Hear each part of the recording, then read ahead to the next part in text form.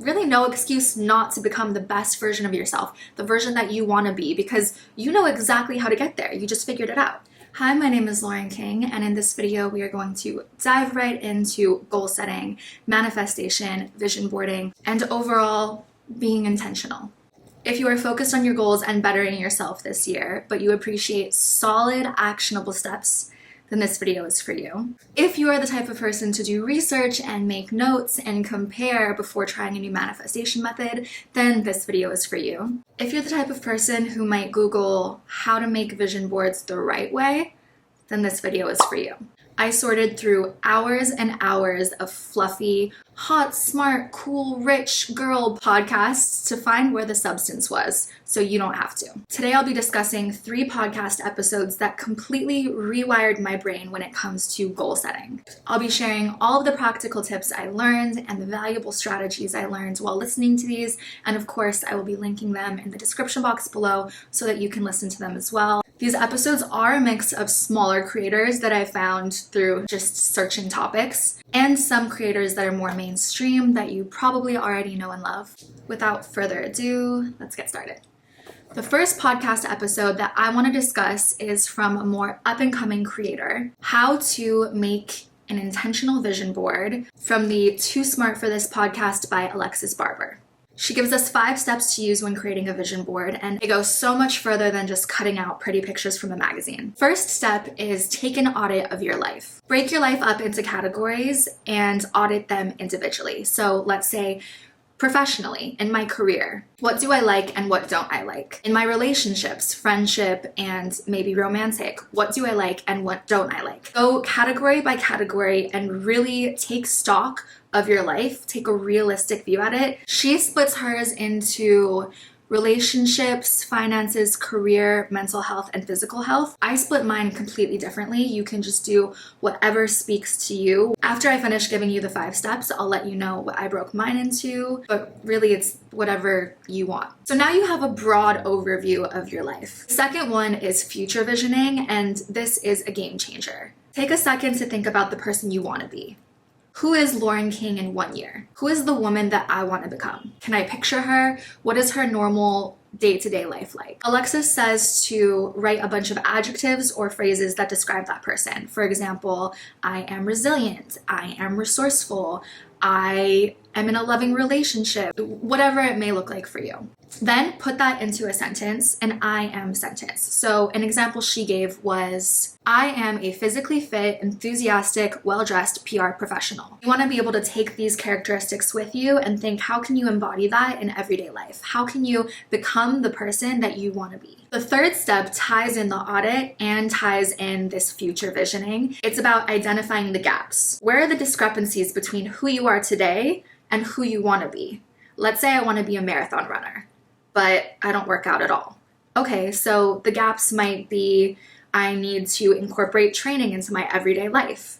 It might be I need to have a support system around me to encourage me to run, or that I run with, or to hold me accountable. It could be about nutrition. Whatever the gaps may be between where you are today and where you want to be in 1 year, this is where you really look at that and be honest with yourself. Something about me is I love actionable steps. So this is where we identify how we're going to become that person. And it's not just, oh, I have this dream of how I want my life to be. No, how are we going to get there? This is where we're figuring that out. So this is where your dreams become reality. The 4th step is actually start creating the vision board. So we're going to split it by the same categories we took the audit in. If you want to have a certain number in your bank account, take a screenshot of your bank account, Photoshop that number into it. If you want that 100K YouTube play button, find a photo of the play button, Photoshop your name into it. Your vision board should be so specific to you.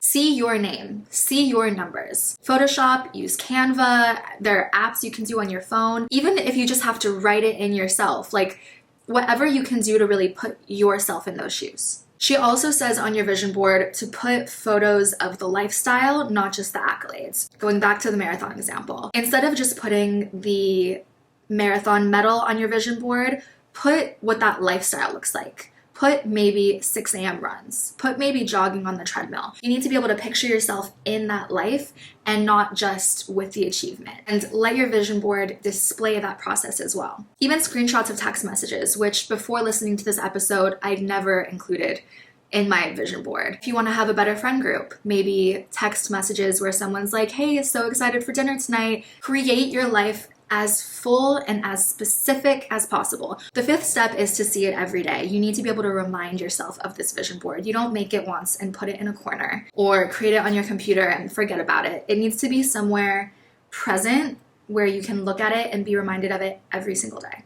Okay, so let's talk about my takeaway from this episode. I loved the audit. I loved the audit. Never has it occurred to me to audit my life. I actually saw a tarot card reader just by chance at an event, and she said that the man that is my soulmate and the life that is my destiny, I need to meet the woman before I meet the man. So I need to meet myself as my future woman before I can step into that lifestyle. I need to become the version of myself that lives that lifestyle before I have it. And it kind of ties back into this whole thing of who do I want to be in a year? How am I not her now? And you really have to be honest with yourself when you're doing this. And now you've got steps. Now you've got really no excuse not to become the best version of yourself, the version that you want to be, because you know exactly how to get there. You just figured it out. I also can't think of many other manifestation strategies that emphasize the lifestyle. One of my goals was just to be consistent on YouTube for 1 year, which we'll talk about later,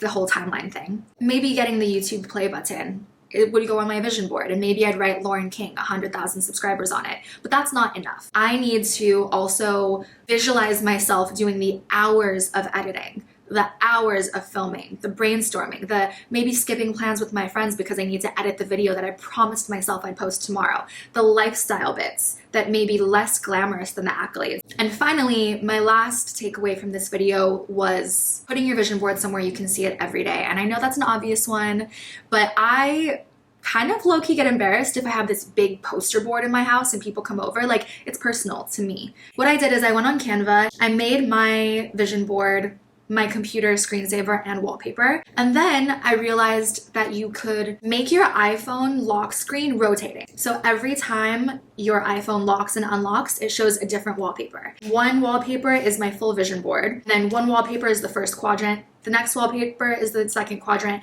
third, fourth, etc. So every time I look at my phone, it's reminding myself of a different set of goals. Next up is strategies for effective goal setting, vision boards, and healthy habits for the new year, 2024, by another female podcaster, Life with Me by Mariana Hewitt. She talks about manageable steps to goal setting and maintaining momentum. With goal setting and how to plan goals, it can be really overwhelming to even figure out what your goals are. So she breaks down the first step into goal setting. Figure out what your goals even are. Do a free write, just a brain dump, where you write everything that you want to work towards this year. I admit that last year I went through kind of the phase where I don't really know if I was working towards anything specific. People would ask me, what are you up to? And I would be like, oh, just working, just living. I don't think that I knew what my goals were last year. I never sat down and really thought about it. If you asked me, I'm sure I'd be able to say like travel more or make more money, but like I didn't really have a solid grasp. When I was listening to this episode and it said do a free write, just do a brain dump, I was like, duh, of course. What a genius idea. So jot everything down, and then you can break these up into themes, recurring themes. So maybe a lot of what you want to work towards was financial. That's a theme. Maybe a lot was interpersonal, love, friendship, family. That's a theme. Take your time with this. There's absolutely no rush to decide all of your goals. If you're watching this now and it's February, that means that your goals are still important to you. Maybe your resolutions are still important to you, or just overall you want to better yourself. There's no time limit on deciding what your goals are. So take your time with this. Now that you know what you want to work towards, be specific and define them. Again, with this common theme of being as specific as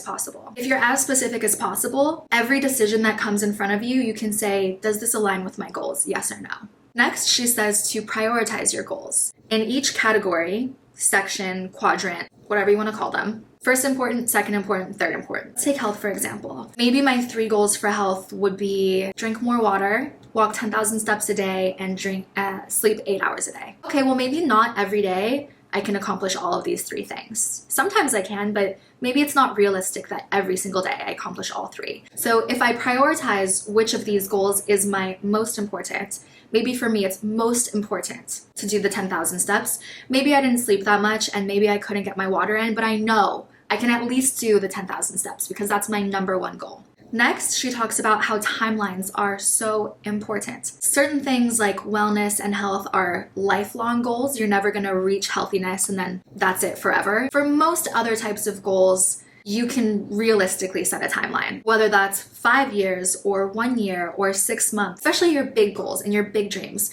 That might take 5 years of commitment to attain, but you need to give yourself a timeline so that you're not discouraged and so that you can continue motivation. She says you need to really put in the work long enough to see if you can make progress with it. She takes podcasting as her example. I'll do it for 1 year. If it's worth the effort and people are inspired by my podcast, I'll keep doing it. If I don't feel accomplished or proud after 1 year, if there's no return in your investment, then maybe it isn't the best use of your time. Maybe you can focus your efforts on something else. A defined period of time to give full and honest effort, then decide, is it time to pivot and move on, or is it time to keep going and this is working? Think about what resources do I need to make these goals come true? Do I need to take some classes? Do I need certifications or a degree? Do I need investment of either time or money, certain equipment that I don't have? This is gonna help you realistically achieve them. It kind of goes back to just being honest with yourself and really taking a look at how to bridge the gap between who you wanna be and who you are now. What steps do I need to take to get there? What resources do I need to get there? And then she says to monitor your goals, to have a wins list. It could be really easy to feel like you're not accomplishing anything. It could be really, really easy to feel discouraged. You're not making big enough strides. If you have a wins list and you write down all of your little wins, when you're feeling discouraged, you can look at this list and think, maybe I am getting closer to my goal after all. You can remind yourself of your growth, big or small, and use that to motivate you to continue. Then she shares 2 methods for goal setting that I really, really love. The first one is backwards goal setting. At the top of a paper, you write down your big goal, and then write all the steps backwards that you think it will take to get there. She uses podcasts as an example. I want to have a top podcast. Well, maybe below that, it's learn how to distribute your podcast. Maybe below that, it's film an episode. Maybe before that, it's name it and title it and do all the creative for it. Maybe before that, it's buy podcast equipment. So you take your goal and you work backwards, figure out all the little steps, all the little goals that you need to complete along the way to get there. So it takes this big dream and breaks it down into bite-sized chunks. And you start at the bottom and you work your way up. When you break down your big goal into individual goals, it doesn't seem so overwhelming. It seems a lot more manageable. If your big goal is so daunting, you don't know where to start, then you're not gonna start. You're just not going to. My door is creaking. Sorry if it's loud. And the next step for goal setting is vision board. And again, it's all about being specific. Make your own newspaper headlines or magazine headlines with your name in it or your company in it. She says that your vision board has got to be more intentional than a mood board where it's just pretty pictures. Putting yourself in the shoes of the life you want to have. This needs to be a visual representation of what you're working towards. And she also says if it's physical, incorporate your goals list on the back. And again, she talks about putting this somewhere you can see. She says she has a friend who puts it up in her shower, so she looks at it every day. Just somewhere where it's gonna be top of mind. My takeaway from this episode, I loved the concept of doing a free write. So how I did it was I put a timer on for 5 minutes and I just did a full brain dump. I wrote everything that came to mind, no filter. Just for me personally, it didn't need to make sense, didn't need to be big goals. I repeated myself a lot. It's literally it's like a creative writing project you have when you're in school.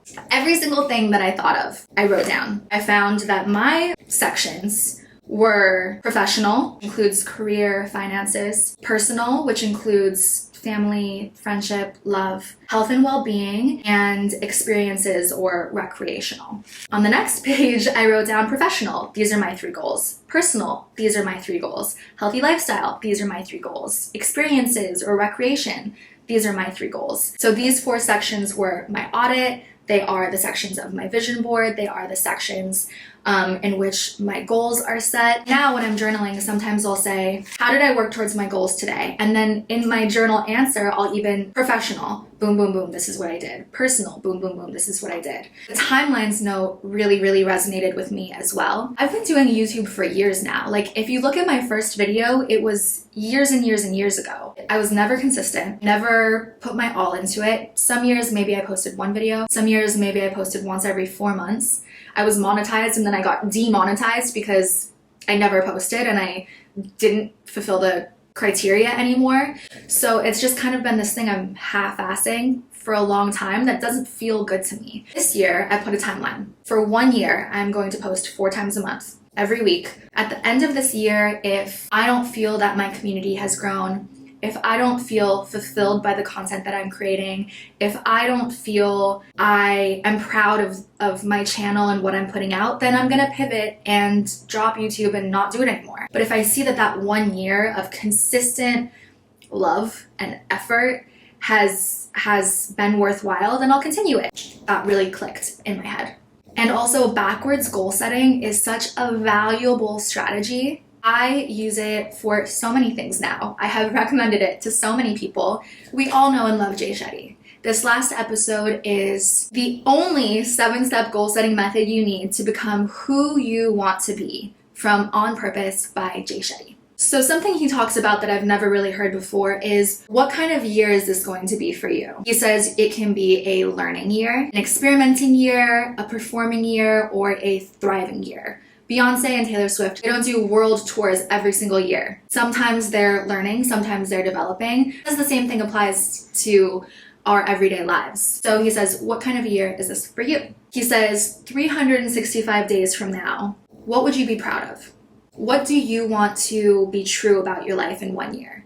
This is just to say, make sure that your goals are your own. Make sure whatever you're working towards is something that you're gonna be proud of in 1 year, because if your goals are influenced by what someone else says you should want or what someone else wants for you, you'll never be fulfilled. You can achieve these goals and you'll never feel fulfilled because they're not true to you. And then he talks about the 1-4-3-1 method, which is basically another way to break down your goals. So we're sensing some common themes here, and I love it. He says 1 goal for the year. You've got 4 quarters in the year, 3 months per quarter, 1 week per month. So 1-4-3-1. You got to break down. You've got your 1 big goal for the year. Break it down. So what are you going to do in each quarter? Break it down. So what are you going to do in each month?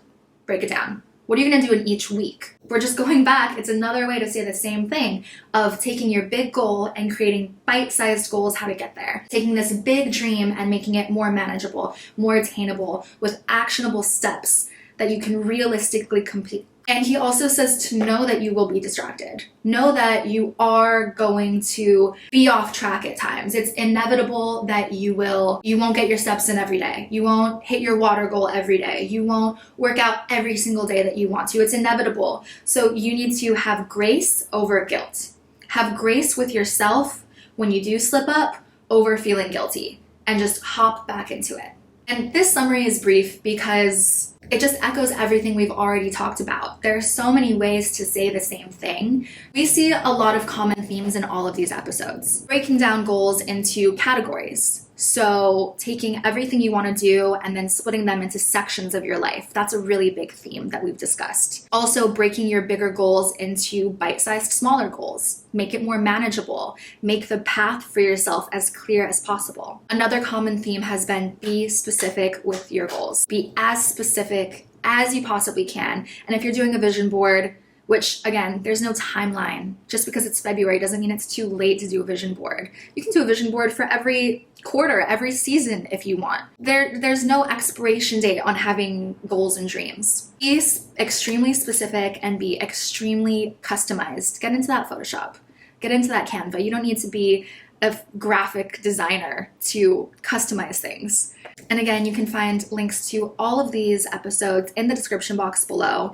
The notes that I've shared, it's just what spoke to me, what resonated with me. I invite you to listen to these episodes on your own and let me know what takeaways really resonated with you. Maybe we have the same things that spoke to us, but maybe something entirely different stood out to you. Let me know if you liked this format of video. Please like and subscribe, and I will see you again next week for another video.